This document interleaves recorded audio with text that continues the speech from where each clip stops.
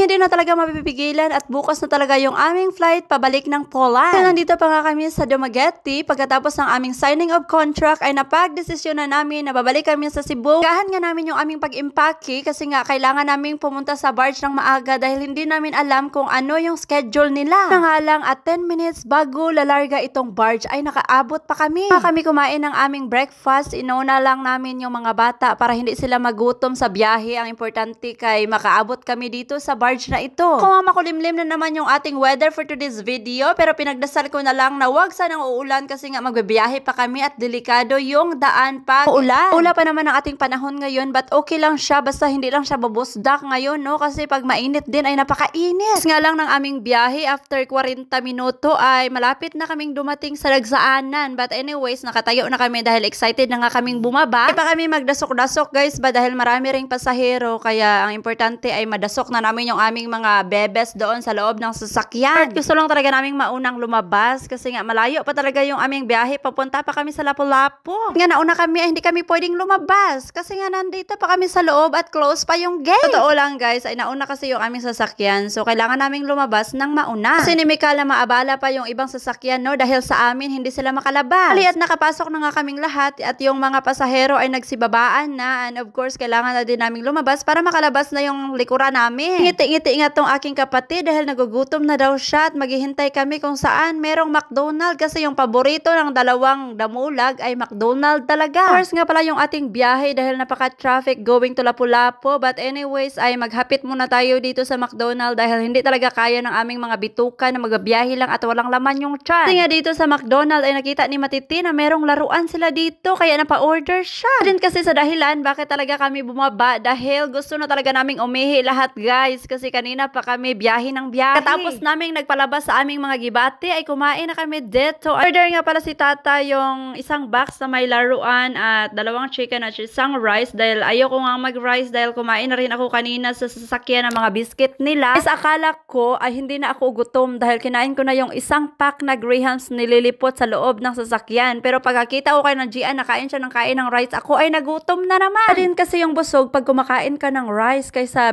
biscuit lang, naghahanap pa rin yung aking tiyan ng rice. Tapos nga kumain ay nandito na nga tayo Magic sa SMC side. Grabe talaga yung init dito sa Cebu.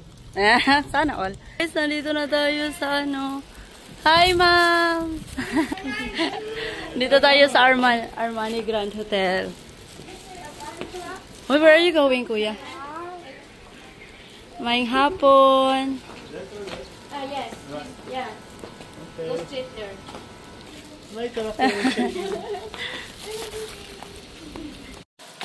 Ayan, nandito na tayo guys. Nakapasok na tayo sa ating building. Doon yung kapatid Kesh. Iiwan lang namin si Matt sa kanya kasi nga kukunin pa natin yung mga mga gamit. Okay na kadiha nang? Sure ba? Nagkalisod naman kadiha. Ayan. Wow! Ayan. Nice room? Wow! Huli, gamay ratong higdaanan ani. May ko ng second bed. Welcome. Welcome, Mr. Because you book, right? Guys, nandito na kami. Para tayong sa bansa na? Portrait. Frame. Para tayong nasa frame. Ang ganda. Ang bango ng... Ayan, may second bed. One night lang kasi tayo dito. Stay ka lang dito, Mati. I-turn on. Baby, can you turn on the... What is the name of that? So, Matt will not keep on bothering Auntie Lola. Stay with Auntie Lola, okay? Remove the shoes. Remove your shoes, kuya. And guys, maganda kasi. Meron silang 1,600. 1,600 per night. Please empty the trash bin, prevent red ants. Yeah, red ants. Prevent red ants. And then meron silang, anong tawag nito? Oven. And ang cute ng kanilang wow! Nang mga pinatang! Nang napod sila ikuha ng, bago ilang rice cooker do. Taman ka diha. Taman, bago ilang rice cooker nang. Bago ba ni? Napay heater, bago. Bago ba ni? Bago, gisubay. Prevent red ants, but bakit may ants? Alam, marami silang mga equipment dito, guys. Much better. 1,600 per night. Meron, pwede kang magluto. Ewan ko saan pwedeng magluto dito. Ito yung kanilang utensils. Cute ang kanilang, cabinet. Hindi ko alam na saan yung lutuan na. I-check natin dito sa loob. Sana all. Meron kit. Ihatag na nito rin kayo mga Gian. Armani Grand, toothbrush, and mga kuan. And then, may tabo! Panglimpyo sa lubot. Tapos, meron silang ganto, panglinis. Maganda kasi meron talaga silang mga lagayan. Kompleto Ricardos! Everyone, let's go!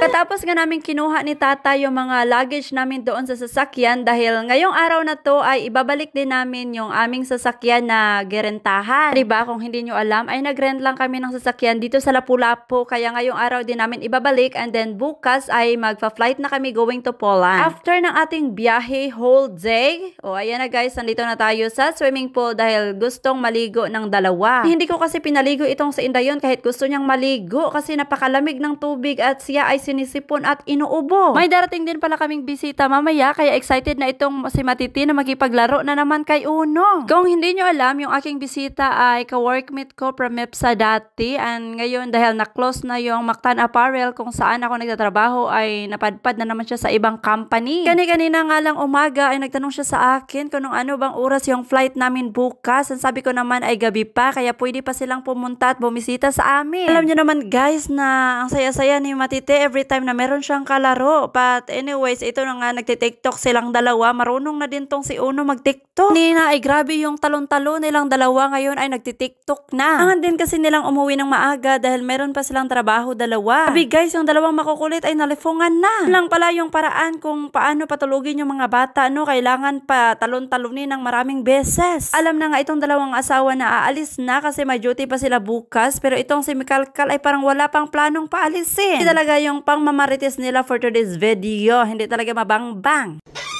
Delivery. Come on. Delivery.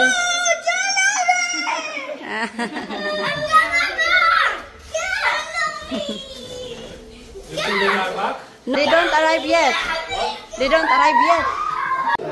Okay.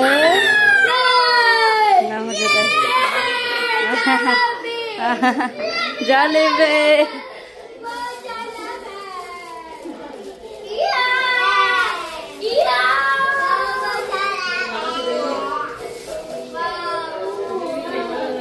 I ordered burger. Do you want to try? Burger. Okay. Thank you.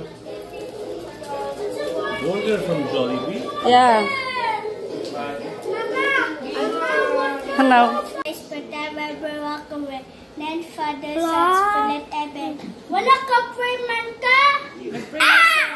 Wala daw ka nag-pray. Kuya. Wala daw ka nag-pray. Pray daw imo. Help ko mama. What you? Lord, thank you. Lame! Suko lagi ka. Siya. Spaghetti. Very much daw for the ano. Alam ko, nagibutan nga nilag spicy. Lagi. Ako na. Wait lang, mama.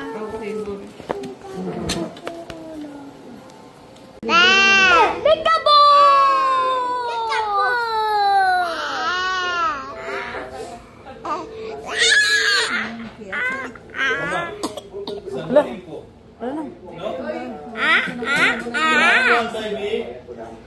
What? Last one. You know that they are going to drive, ha? But he's the Okay ra ka mo drive ya? leg.